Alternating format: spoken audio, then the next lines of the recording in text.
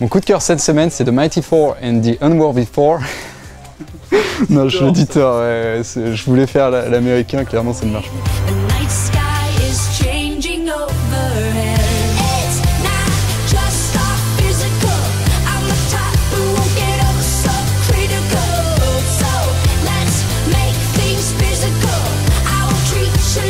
Alors mon coup de cœur cette semaine, c'est The Mighty Thor and the Unworthy Thor, qui est le nouveau numéro de Generations, donc c'est Generations devant en fait, qui est le lien entre Secret Empire, qui est l'event Marvel actuel qui va se terminer, et Marvel Legacy, qui est le soft relaunch de Marvel de la fin de l'année, où toutes les séries vont reprendre des numéros.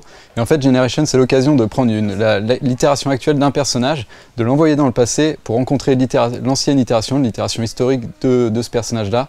Et en fait, on se demande encore un peu la pertinence du truc, puisqu'ils ont une aventure rapide, et ils en tirent une leçon de morale et ils reviennent dans le présent. Et cette semaine, du coup, c'est l'épisode de Jason Aaron et Mahmoud Asrar. Donc Jason Aaron qui est déjà scénariste de Thor et qui s'occupe de ce numéro qui est vraiment le meilleur. Donc c'est le 4e, il y en aura 10. Et pour moi, c'est vraiment le meilleur parce que clairement, il connaît ses personnages puisqu'il est sur la série Thor depuis Marvel Now. Et du coup, c'est le plus fluide à lire. Il s'amuse même avec, en nous présentant un Mighty Thor, donc le Odinson qui n'a pas encore son Mjolnir et du coup qui est un peu adolescent et qui a des réflexions un peu marrantes, il fait des blagues.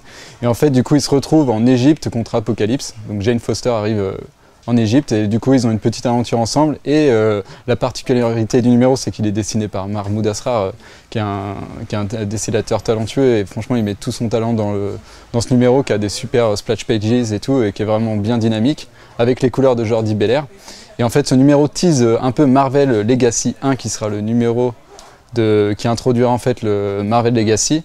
Mais en fait, le teaser est un peu niais et un peu débile. Mais en tout cas, le numéro est quand même une bonne qualité, donc je vous invite à le lire. Et à lire la critique qui est sur comicsblog.fr.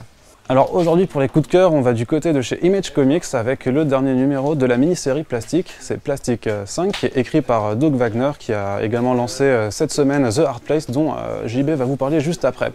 Alors Plastic, ça raconte l'histoire d'un ancien serial killer qui doit retrouver sa copine qui a été enlevée par un mafieux, et sa copine en fait c'est une poupée gonflable. Donc vous aurez compris que le pitch est assez barré et met en scène des personnages qui sont complètement frappadingues, que ce soit du côté du héros principal, donc ce serial killer, mais aussi de tout son cast environnant.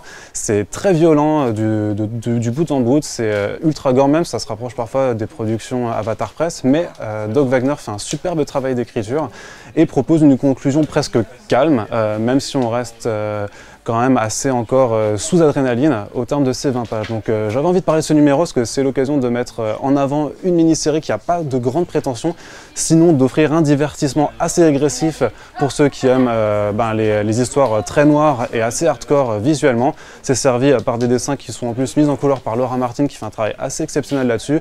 Et si jamais vous n'avez pas envie de rattraper les 4 premiers numéros, le titre sortira en TPB au mois d'octobre prochain.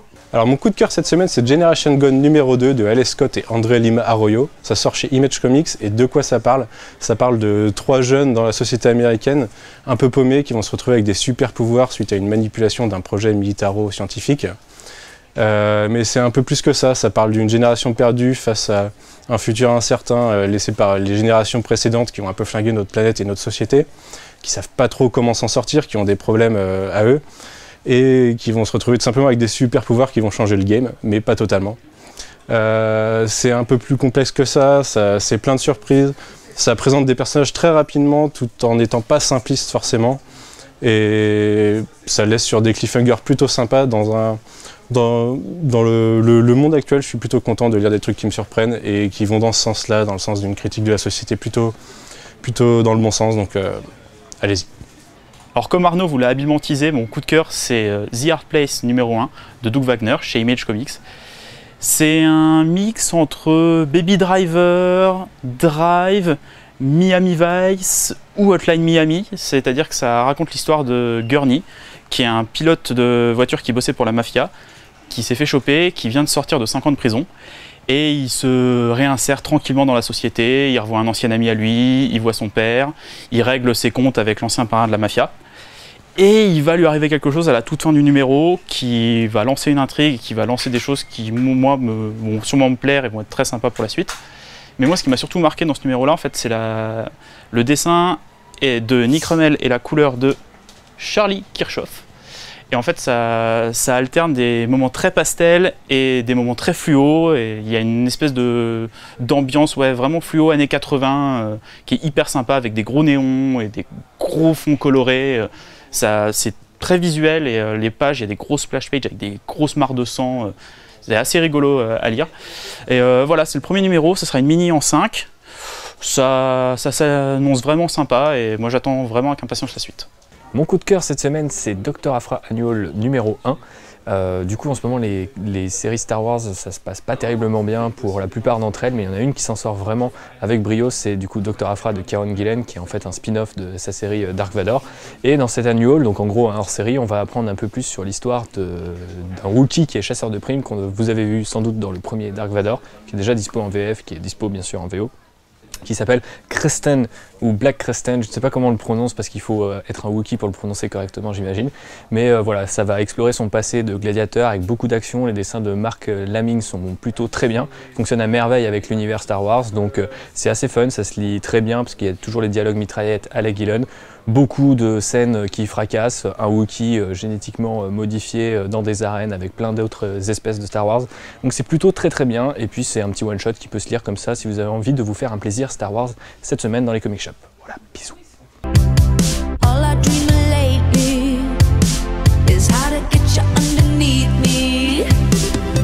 On n'a pas de coup de gueule cette semaine parce qu'on est qu'amour. C'est vrai.